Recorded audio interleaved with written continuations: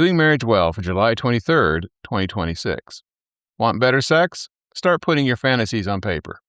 What if you could improve your sex life from the privacy of your home, spending less than an hour a week? A recent study suggests you can. There's a link in the show notes. A group of 30 heterosexual individuals were asked to write out a sexual fantasy at least twice a week for 4 weeks.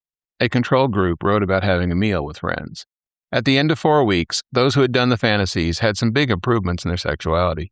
They had a significant increase in sexual desire, an increase in sexual pleasure, and fewer cognitive distractions during sex, especially less worrying about performance.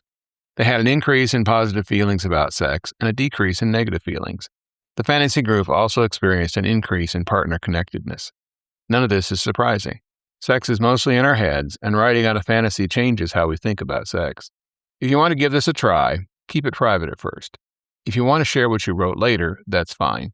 But worrying about what your spouse might think will interfere with the process. Do write, be it longhand or typed into a device.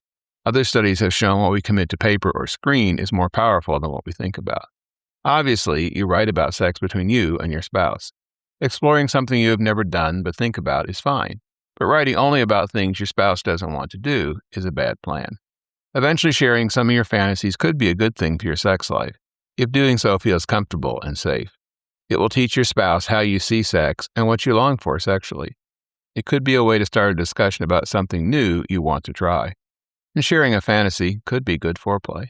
This is Paul, and fantasies can help you do sex well.